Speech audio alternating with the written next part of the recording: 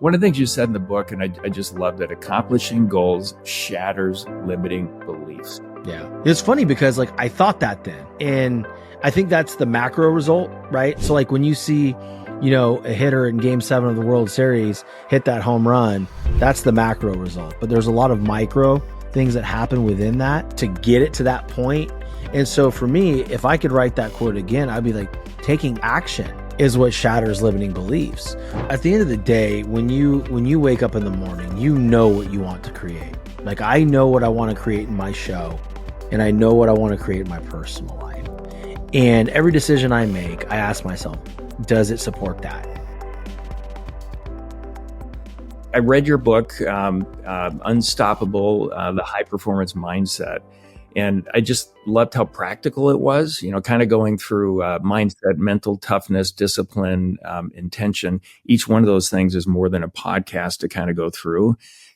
But Shawn, the biggest thing I got from it is kind of talking about how you sort of developed the early negative self-talk, how it built on itself, and then how you worked through it to come out the other side.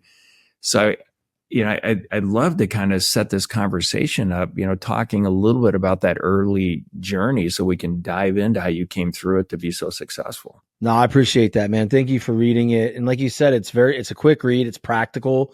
It's, straight shot, right? I told you before we started recording that if I could get it done in 90 to 98 pages, I was more than happy to do that because there's too much fluff out there. So I just wanted to put out the facts.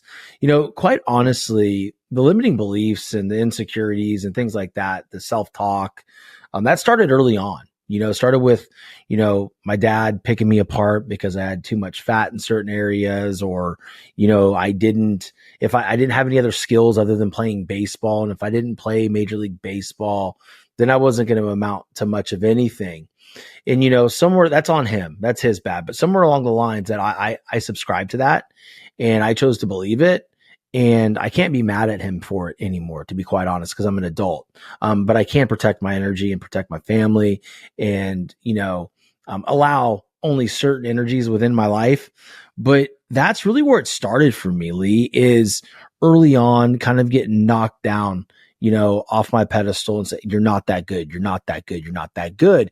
And what I quickly realized is when I went into just even coaching baseball after I was done playing, et cetera, there was always moments where I felt I had to lean on my assistant coaches more because I didn't feel confident enough to make the right call or to run the team the right way. And it ultimately held me back in my early coaching career. And some of the teams probably didn't see the success that it should have if I understood my own true power in coaching and the ability to do so.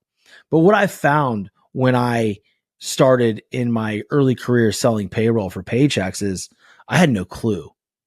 I had no clue what was happening. All I knew is that I wanted a better life for me and my wife and my child, because I was never home because I was always coaching.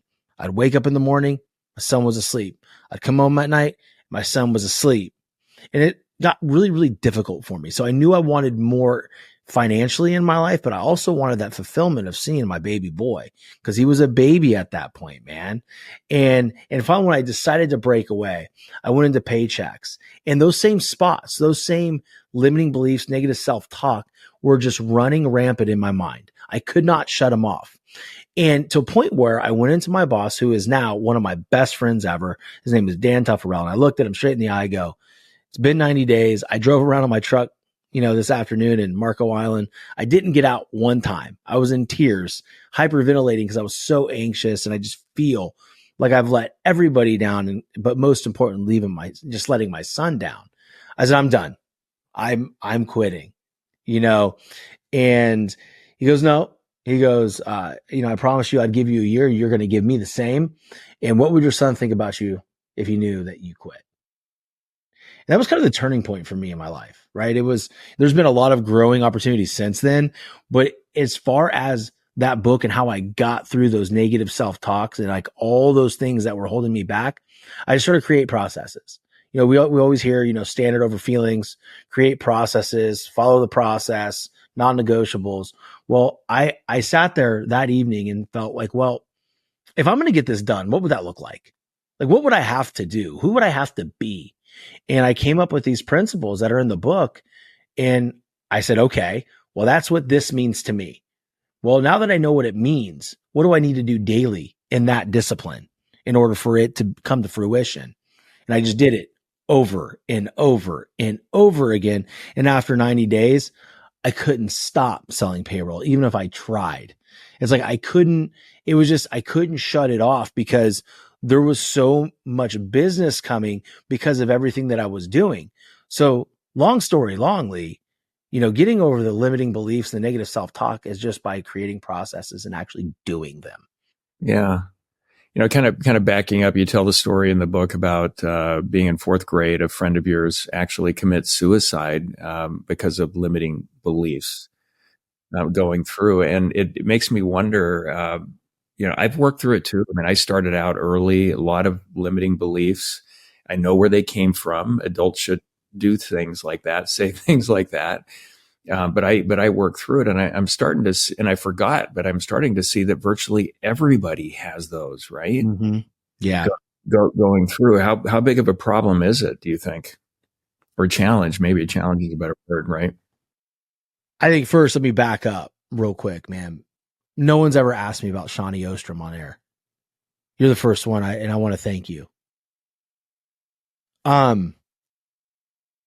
Shawn, he was my best friend, and he was a year older, and he ended up committing suicide because, he had a couple C's on his report card.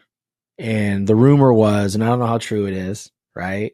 It's all speculation, but the rumor was he was told by his stepdad that if he had anything other than A's and B's on his report card, that he was grounded for the summer. Well, I mean, at that point, he felt so desperate that he didn't want to be grounded. He'd rather end his life. And that was hard for me. That was really hard for me. It's crazy to me that, a fifth grader back then, went to that extreme. But to fast forward to now, how big of a problem do I think negative self-talk is and limiting beliefs? Like, man, I think it's an epidemic, dude. I really do. I think it's something that, we are told so often, you can't do this, or you're not. Shawn, that show, how's your little podcast?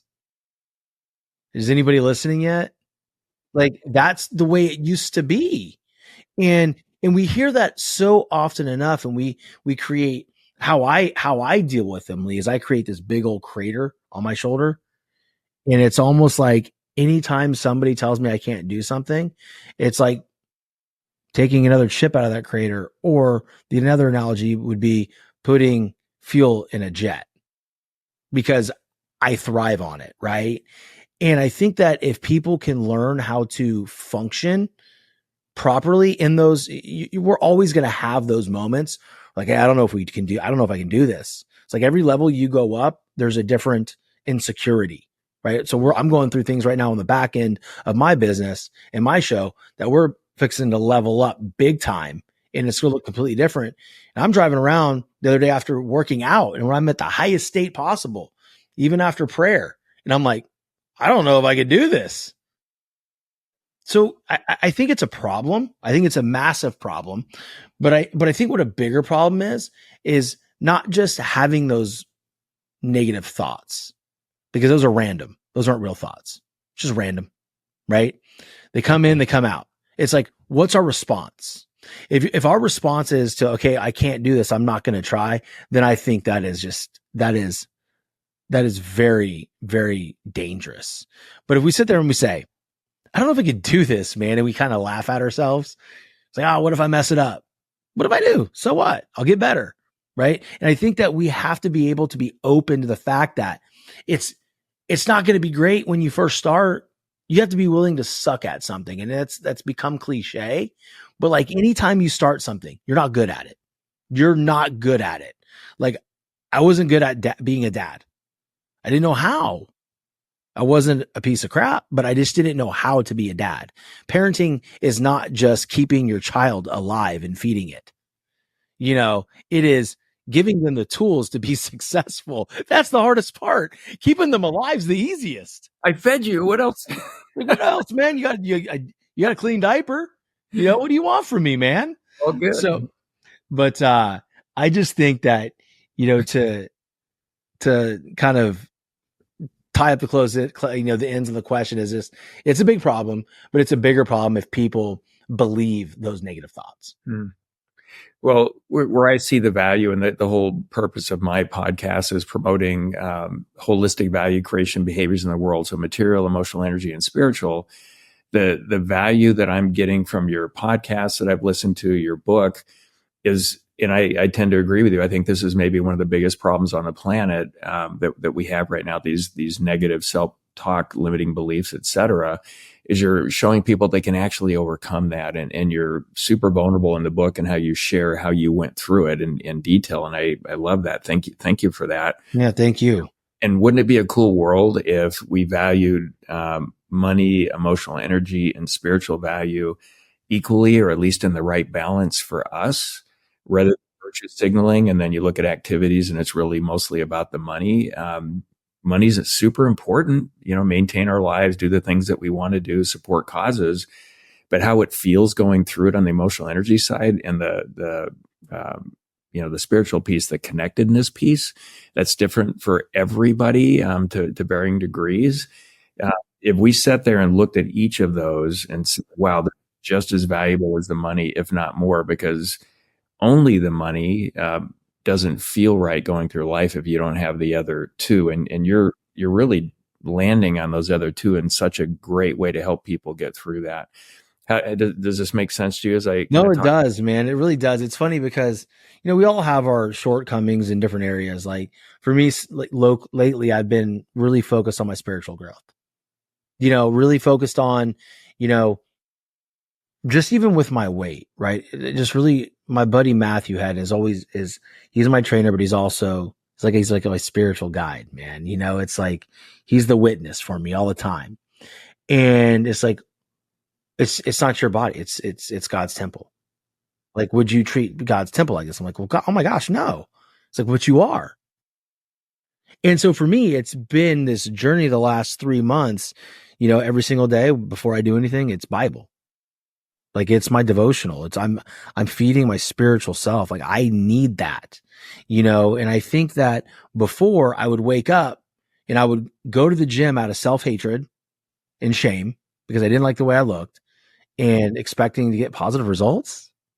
That's also disconnecting from myself spiritually and energy wise as well. So if you dislike something so much, Lee, are you going to take care of it?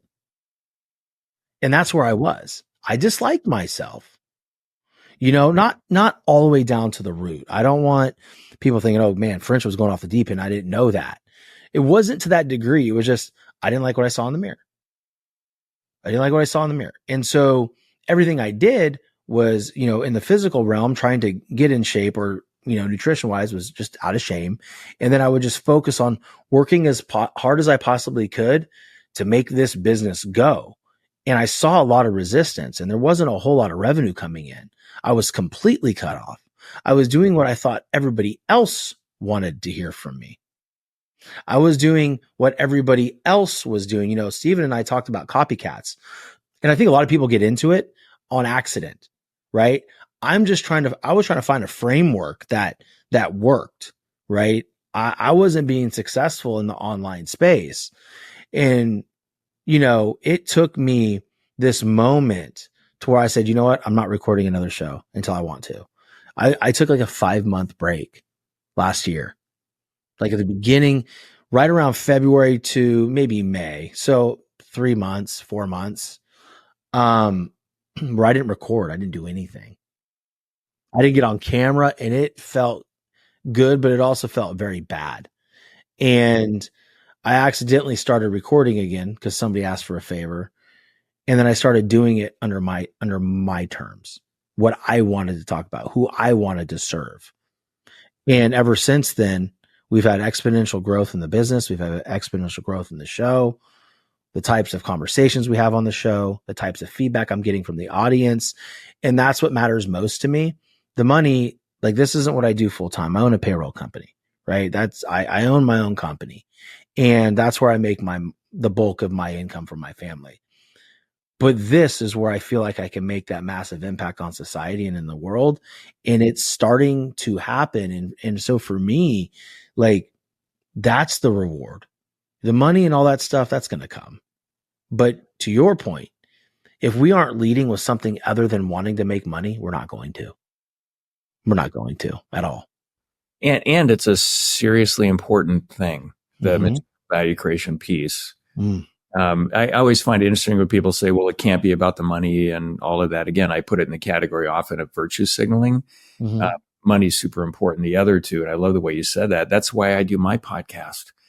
You know, I think about value creation in the world. Just the United States alone, I don't think we're creating 10% of the value that we could be creating. Imagine it was 50% if we had that mindset going forward and making it happen. So if you and I can move the needle here, it's going to be an amazing world to age out in. If we don't, it could be a dystopian future. I am a sci-fi buff. I like those movies. I'll probably know what to do if the movie script got it right. But let's hope we don't have to live in it. Oh no. Let's hope it's wrong, man. Let's hope it's wrong. Yeah, let's hope it's right. One of the things you said in the book, and I just loved it, accomplishing goals shatters limiting beliefs. Yeah. It's funny because like I thought that then.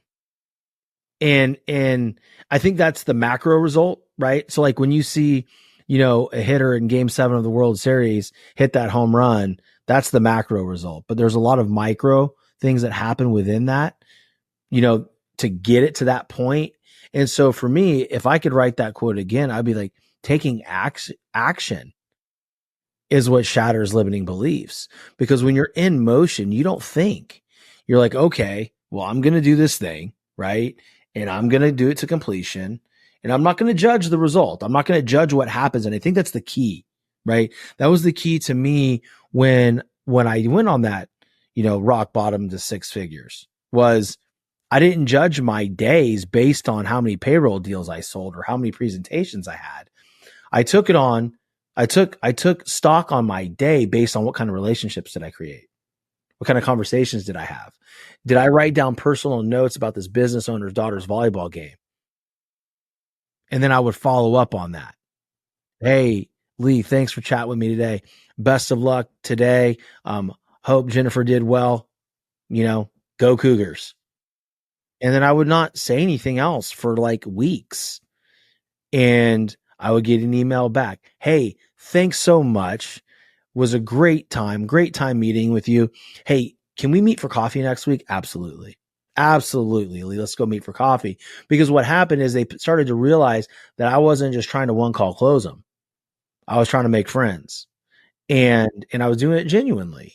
And so for me, that was what destroyed the limiting beliefs in that field, in that environment, because I knew I was doing something and I was moving the needle every day. It may not have looked like revenue, right, for the first 3 to 4 weeks, but then all of a sudden, it was like the bubble bursted and it just wouldn't shut off.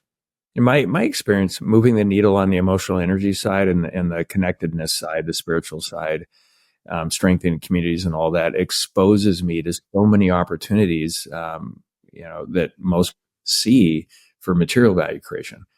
And so, I think about, my career so far, and this is my 40-year overnight success story. I've had 7 companies I've started from scratch. I just started the 8th one with a couple of my buddies. First one I don't have full control of. We're equally, third owners going in. And these opportunities come up because I'm helping everybody wherever I can, developing everybody wherever I can around this value creation piece. And wow, does it expose me to opportunities? And I think a big part of that is being genuine all the way through. And I love how you talk about sales. Don't go and read a script and look like a robot. Connect with people. I mean, this is a world of people. And so talk about that a little bit. Like, why do you think so many companies want their sales folks? They train them like they wanted to be robots, but they really want them to be successful. And instead of training them to be genuine in who they are and really connect and make sales happen.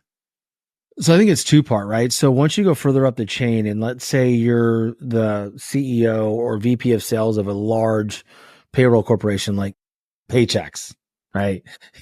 Just throw one out there. um, you get really disconnected to the human interaction part of it, and you get really connected with what's going to drive Wall Street. What do I have to report? That's why January is just the biggest month out of the year for payroll companies. No wages to load, so it's just like company voided check, employee information, and, Fed proof, and you can run payroll. It's very easy, right? So, but the point is that's what it's driven towards, right? It's driven towards you understanding the back end of the business so well, right? That you could just look at a brochure and talk about features and benefits. That's not what sells. It's not what sells. It's part of it. It's a massive part of it. But I think what they need to say in trainings, and this is, if my payroll company ever gets this big, I'm going to sit there in the front of every training class. Hey, we're going to put you through a week of things that we think we want you to say out there in the field. But at the end of the day, you were hired for a reason, because we believe in a certain personality trait and characteristic that you have. You need to take this stuff and make it yours. And you need to go out there and you need to have natural conversations and love people up and be there to serve people. But at the end of the day, you get a sale, great. If you don't, you don't. You go back and you try again the next day.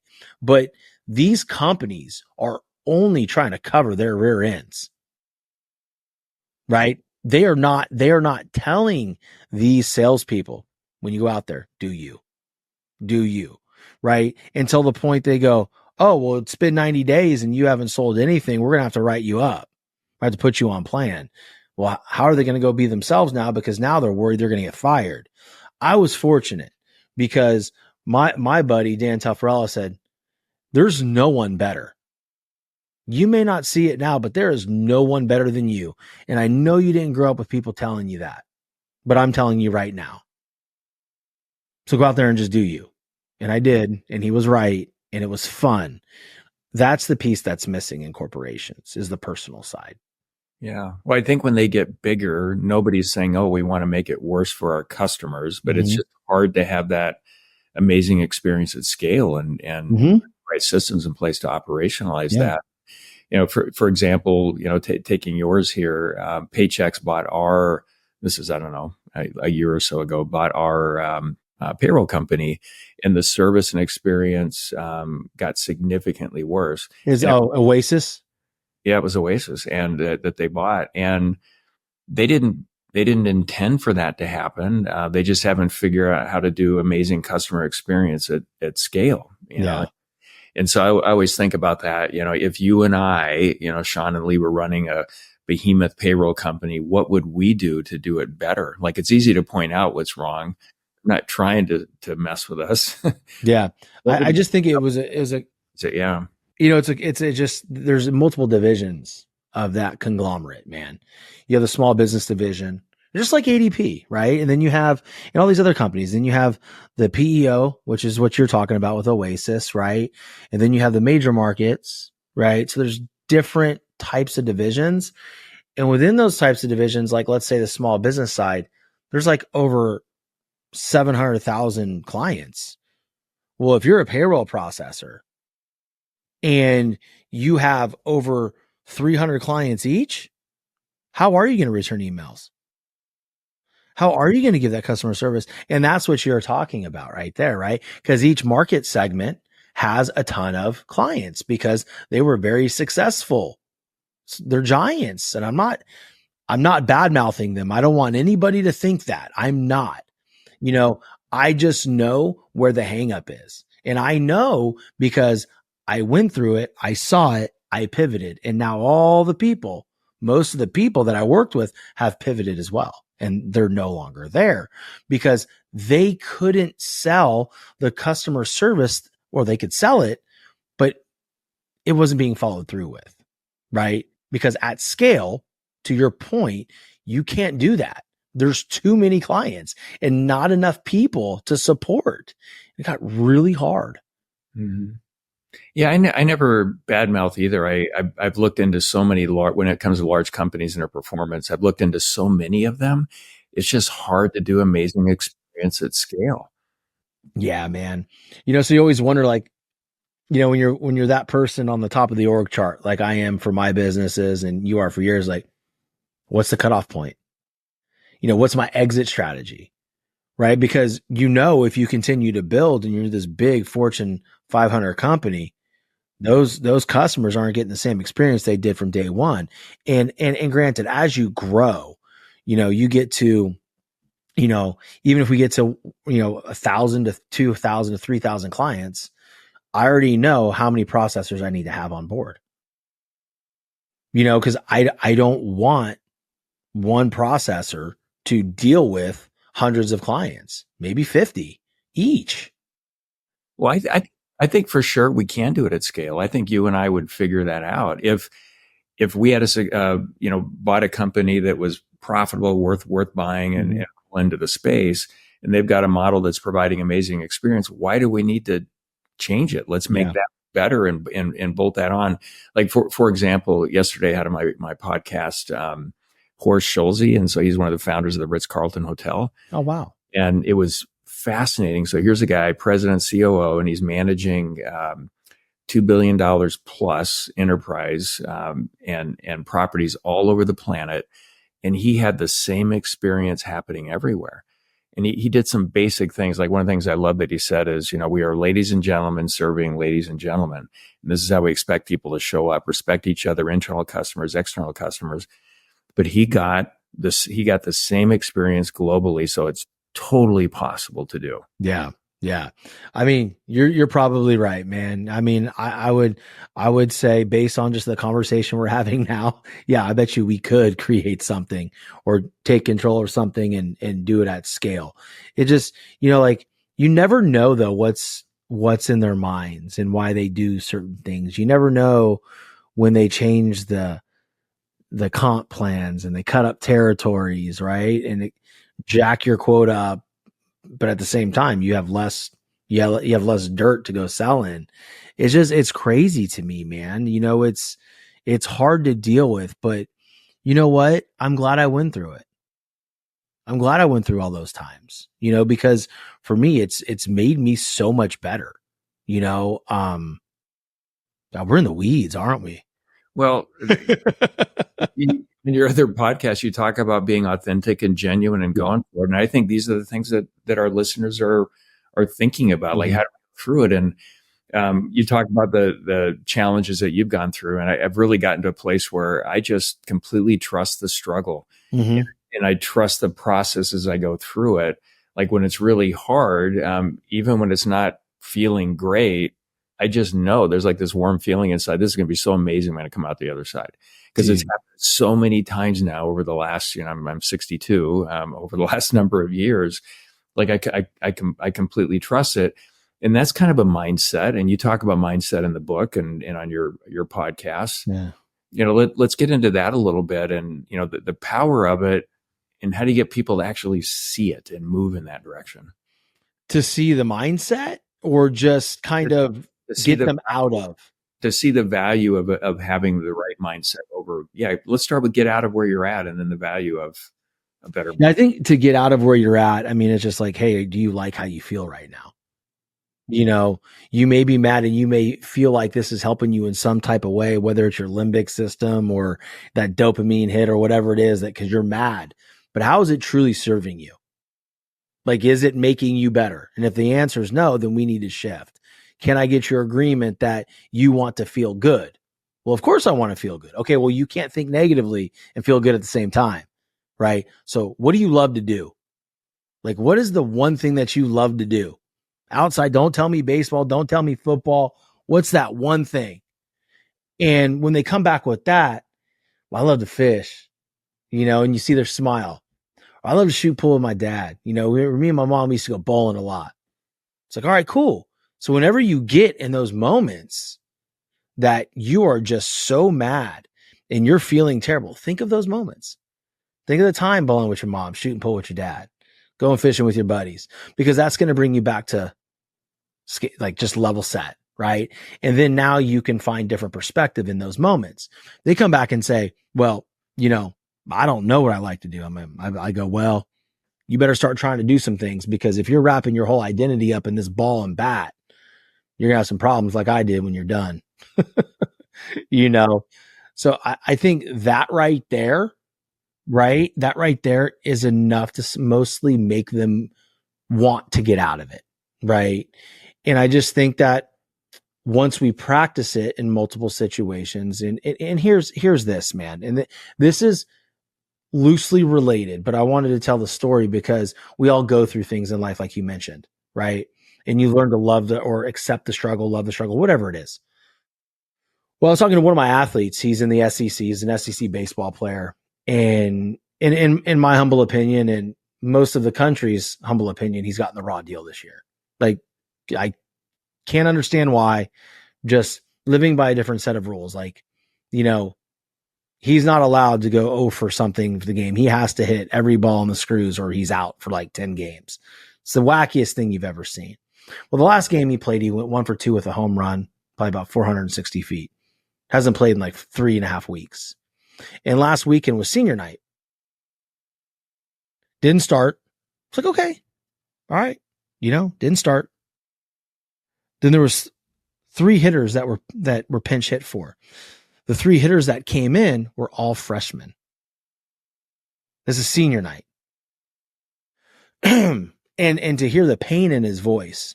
And I got really emotional. I said, dude, guess what? I can help you with this. He goes, how so? So I too had a senior day in the SEC and I didn't get in at bat. The whole crowd was cheering my name in the 9th inning. I didn't get in at bat. I said, and we played the same team you just played. It was against the same team, right?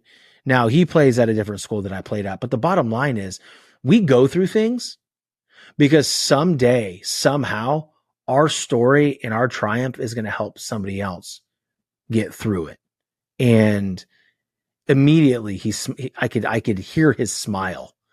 He's just like, wow, that's nuts. And he was happy. And we got through it, right? And those are the moments when you can tie and relate to your clients or your athletes or business partners. That's how you ultimately move them from that mindset and into a better space. Yeah, I love that. And you talk about finding mentors and how important that is too, yeah. right? Yeah. I think it's very important. I think it's equally important to sniff out the bad ones too. Like if you're going to hire a mentor, you need to hire somebody that's already done what you want to do, right? Or has failed at what you're looking to do. To me, it's okay as long as they have experience, but there is a large market for good coaches that truly want to add value and help somebody be successful. Yeah. And there's mentors everywhere, right? Books, this conversation we're having, listening to other podcasts, et cetera. I think it's everywhere. A good friend of mine once said, don't hitch your wagon to one horse when it comes to a mentor because you get all their baggage that goes along with it. Just take the successful stuff that you can, add to your success strategy and make it work by connecting those dots in there. Absolutely, man. Yeah. They're important, they're very important. Yeah. You talk about the 2 things you can control, attitude and effort coming in. And foundationally to that, do you think it's ever possible to get rid of negative thoughts? Like, do they completely disappear? I don't think they do. I think they silence a little bit as long as you're doing what you're supposed to be doing. Like those 2 things, attitude and effort. As long as you have a great attitude and you're giving effort every day, those limiting beliefs do become somewhat a little bit more silent. But the moment you pull up a seat on the couch, decide not to go do your workout, decide to eat 5 pieces of pizza instead of 1, decide not to work on your craft, decide not to network. It's pretty funny how quickly those negative beliefs come back, huh? They come back quick, and it's like a whitewater rafting ship, and they're just slamming against you because you're doing nothing to ward them off. Yeah. Well, it's been decades of work for me, and I've gotten to a point where they really never affect me, but I'll see them stick their head out. They'll start talking. I look at them. I feel like they'd be noticing them and they just shut up because I've worked through it. But this is a lifelong journey, right? Yeah. And so, getting the mindset right, getting the attitude right, but the effort has to be there. So talk about intentional effort and how you think about that. Well, I just think that at the end of the day, when you wake up in the morning, you know what you want to create. Like I know what I want to create in my show, and I know what I want to create in my personal life. And every decision I make, I ask myself, does it support that? Does it support that? It's very simple. If it doesn't, then I can't do it. Or I'll still choose to do it, right? And then like suffer the consequences of the stove is hot, don't touch it. Ouch, I burnt my hand. Right? But then that's how you learn too, right? That's how you learn, and you just get through it. So for me, it's just more of, okay, I know that today I needed to create a contract for a sponsor.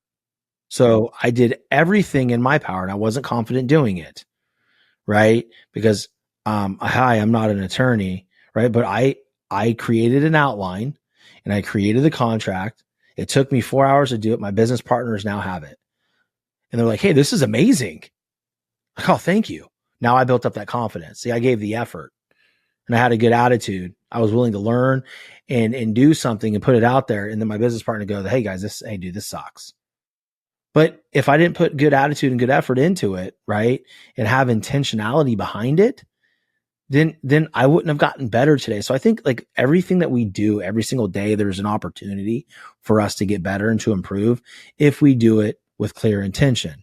Now, I think clear intention, I think can get confusing for people. Here's what all that means, guys, is just focus and do the best you can. Just focus and do the best you can. You're not going to be perfect. So throw that out the window. Perfectionism is never going to be accomplished. There was one person that was ever perfect, and none of us are him. None of us are him. So like that is intention to me, and it looks a little different for everybody, but at the end of the day, man, it's just do it, and I'm not talking about do it mad, do it super determined and like, look at me. No, it's just being determined, just showing up for yourself. Yeah. Well, you talk about high performance habits. So success is achieved through consistently, having these high performance habits. How do we develop those? Well, I mean, I think that, first, like I would encourage people to read the book or read a book about high performance habits, and if you guys are sitting there and you have enough time, you can create your own high performance habits. Google them, find out which ones work best for you. Right. And so they're okay. What does intention mean to me? What does clarity mean to me? Right. And make a definition of it. Say, okay, I'm going to do that every day. I'm going to do that every day as it pertains to the discipline that you're trying to get better in. If it's your physique, if it's your spiritual relationship with God, a relationship with your spouse, your children, your job, then you have to have a set of standards for every single one of those, right? Typically, what I find is all of them are the same standards. They just look different and defined differently based on the actual vertical that you're working with, right? But that's what I would do. I would literally just, because there's some people I may listen like, what's a high performance habit? And that's okay. High performance habits are just habits that if you do repeatedly over and over again, you're going to be a high performing individual. So mental toughness, that's a big one, right? It doesn't mean you don't feel, Lee, and I want to be very clear with that. Mental toughness doesn't mean that something you say about me or do to me is not going to hurt my feelings and not make me mad. No, it's going to. It's going to. But I also have to be, aware of, okay, are these feelings serving me? And if they aren't serving me, then I need to take a deep breath and be like, it's none of my business what he thinks of me.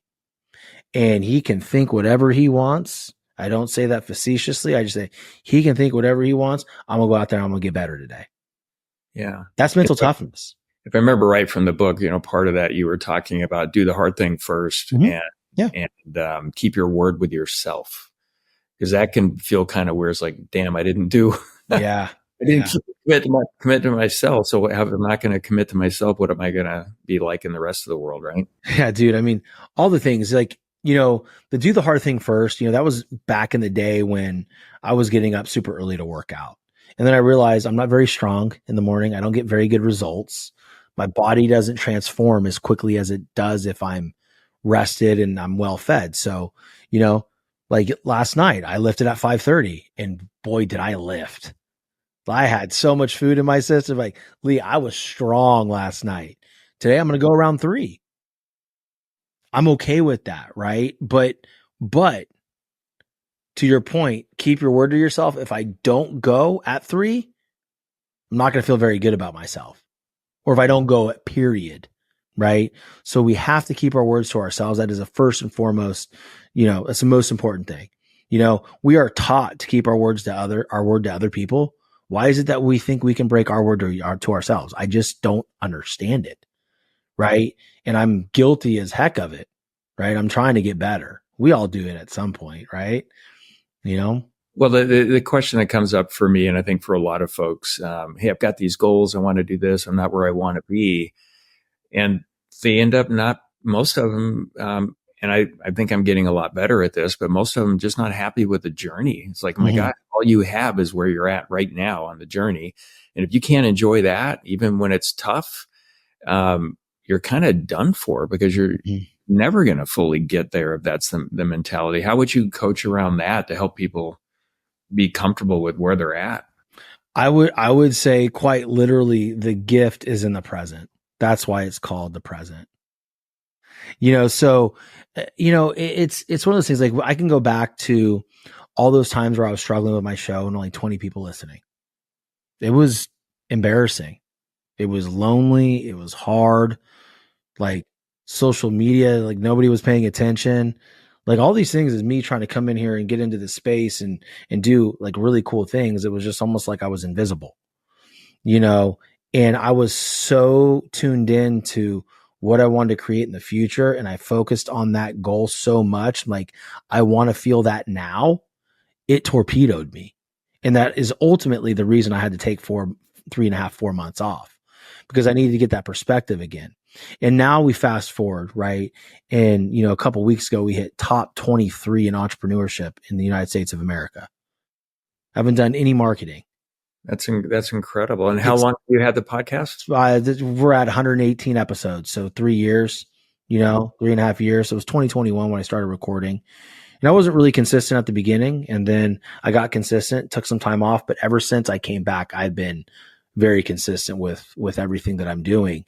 And I look back and I go, man, all the struggle, all the pain, all the tears, because there was a lot of tears and there was arguments with my wife. They were all worth it. They were all worth it because as much as I hated the journey, I stuck with it, and I acknowledge that this is just the plan. This is just the route that I have to go through. I don't have millions of dollars to leapfrog any of this stuff. So this is it. Okay. Yeah. Well, it makes me think, be patient with the results, but super disciplined around execution and doing the work. And maybe that's a great conversation for a lot of us to have with ourselves, which is, let's manage expectations. Never done this before. Realistically, it could take 6 months before we're at this level, maybe another year before that level, maybe 3 years before we're in the top 25 like you are. And then let's kind of plot that out. And somebody said something to me a long time ago, and I just thought it was so perfect. What it emotionally feels like to go through what we intellectually understand before we do it will be so much different than what we think in terms of how it feels. So I think there's a lot there in terms of managing expectations. Takes a while to be good at it, right? No, it truly does. But I think the problem is, and I don't know if you'll agree with this. I'm very interested to hear your opinion. The focus is always on the achievement of a goal instead of what took to get there. Again, the macro result. Nobody celebrates the micro things. Those small things that you stack up every single day to get to where you're at, those are the things that matter.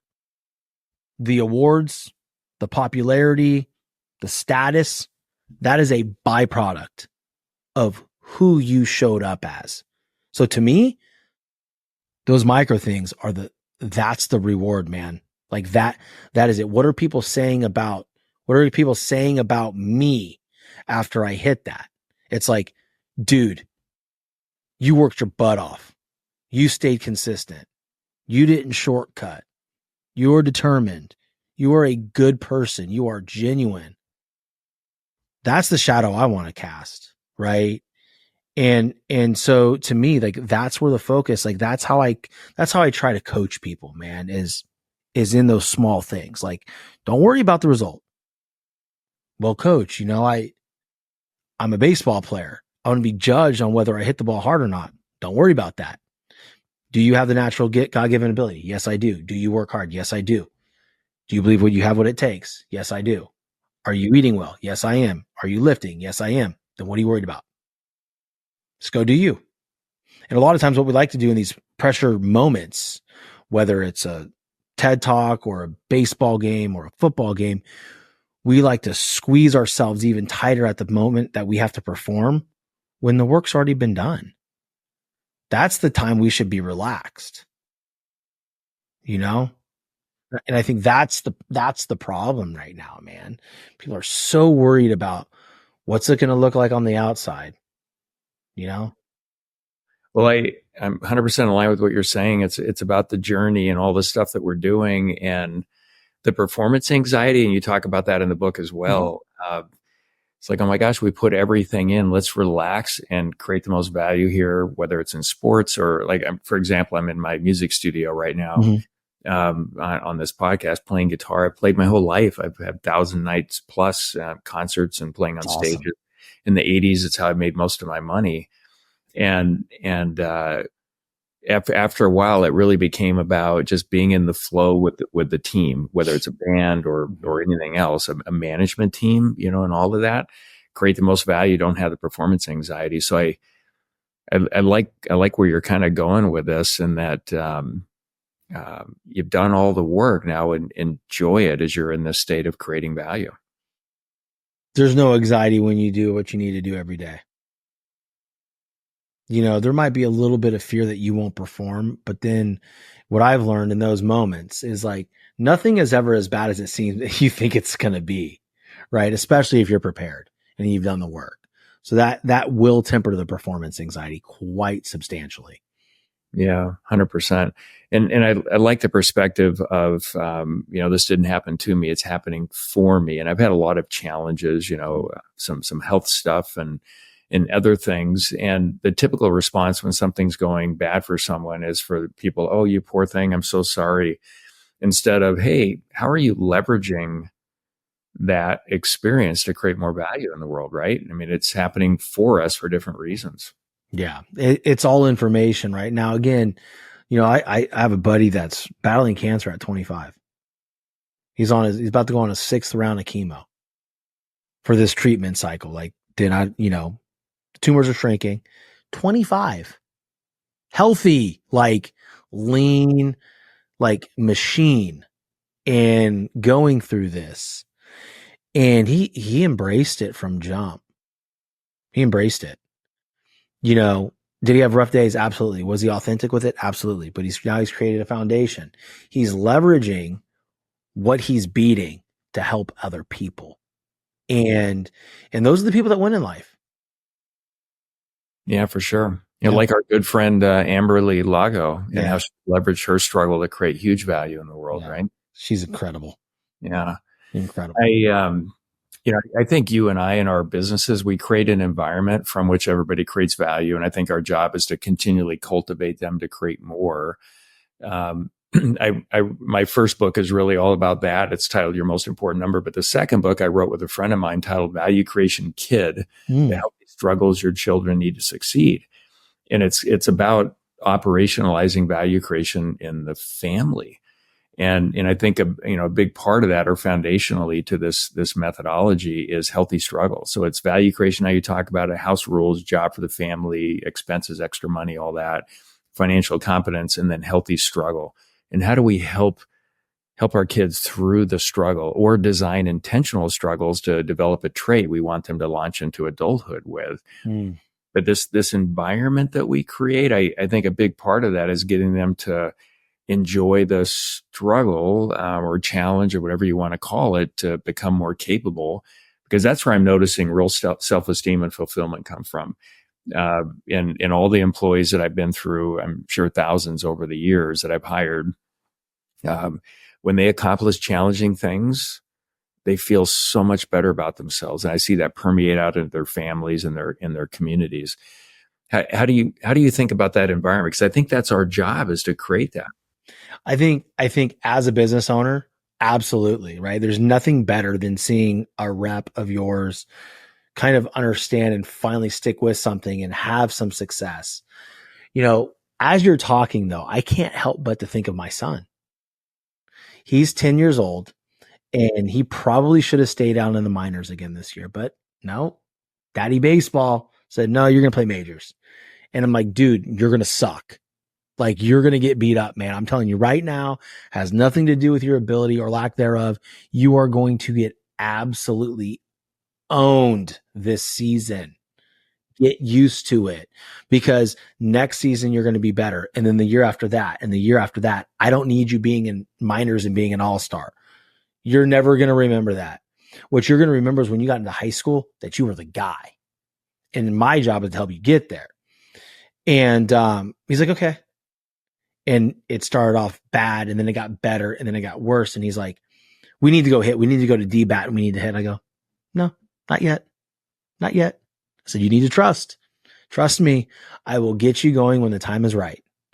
And so a couple weeks ago, he's struggling so bad, like just not putting the ball in play.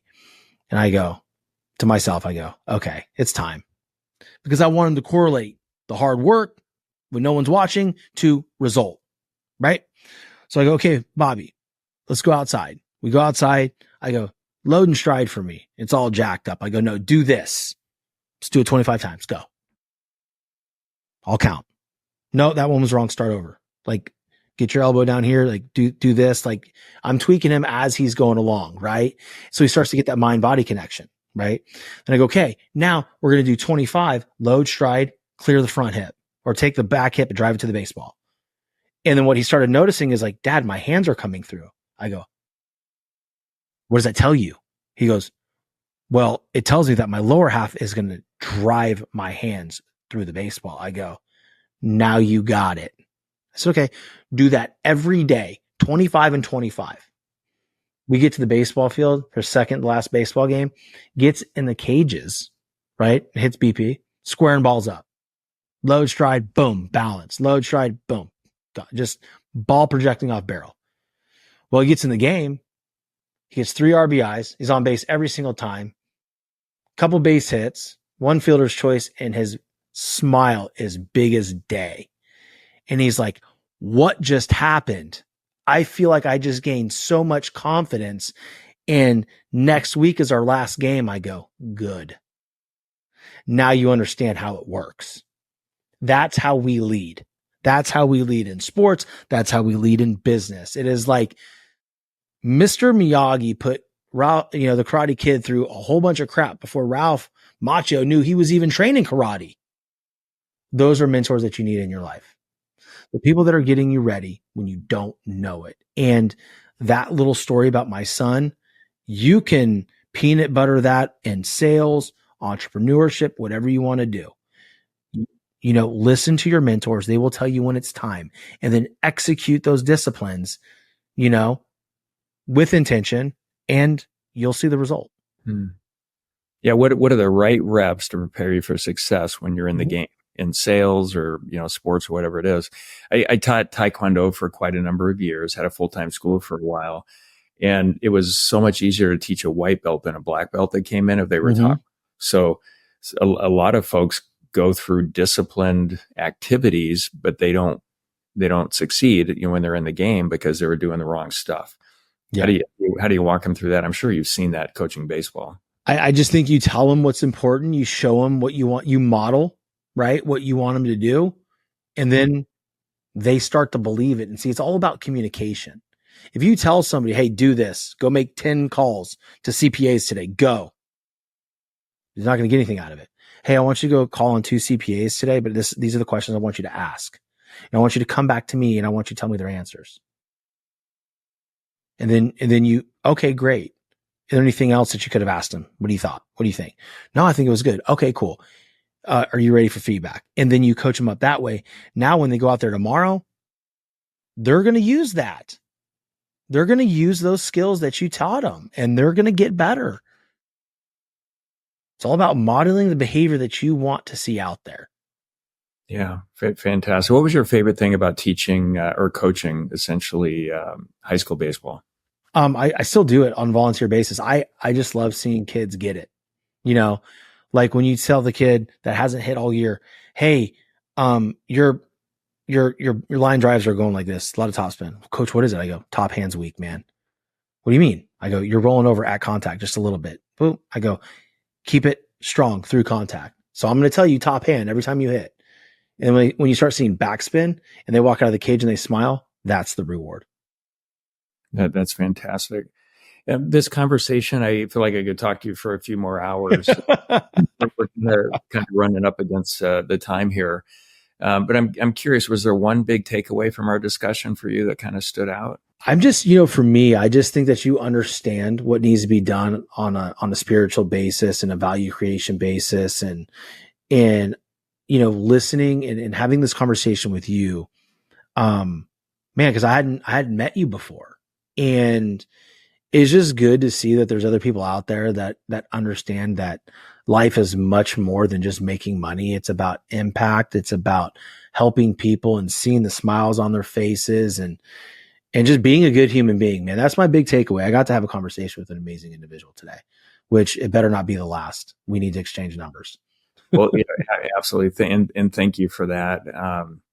My biggest takeaways, I always do, as I told you, 4 to 8 hours of research getting ready for these conversations for my guests. And I do it sort of out of respect and just to bring, excellence to whatever is going on. I like to feel like I've been in the room with each of my guests. And my biggest takeaway in doing the research is just the power of authenticity with you. Thank you for that gift. Dang, man. Thank you. Cause that's, man,